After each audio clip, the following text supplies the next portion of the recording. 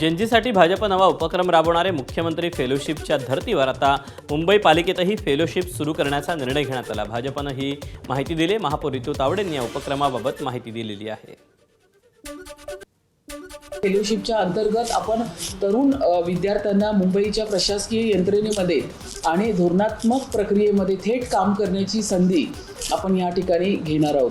तर या ठिकाणी ज्या ठिकाणी अर्ज सुरू करण्याची जी तारीख आहे ती 19 ऑगस्टपासून आपण सुरू करणार आहोत आणि अंतिम तारीख आहे ती 31 ऑगस्ट। प्रत्येक म्हणजे वॉर्ड निहाय असेल, हेड ऑफिसला असेल, प्रत्येक ठिकाणी आपण प्रत्येक विभागामध्ये एक आपण जो तरुण सुशिक्षित आहे तो आपण देणार आहोत। 61,500 एवढं महिन्याचं जे मानधन आहे हे या तरुण मुलांना मिळणार आहे। जेनझींना आकर्षित करण्यासाठी सरकारकडून विविध उपाययोजना राबवल्या जात असताना विरोधकांकडून निशाणा साधण्यात आला। मुंबई महापालिकेच्या फेलोशिपवरून काँग्रेस नेते सतेज पाटलांनी निशाणा साधला।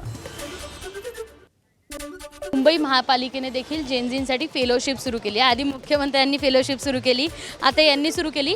हे सरकार कुठेतरी जेनझींना घाबरते असं वाटतंय का?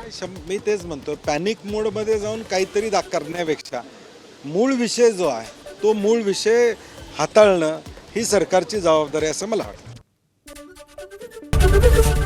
एबीपी माझा, उघडा डोळे बघा नीट।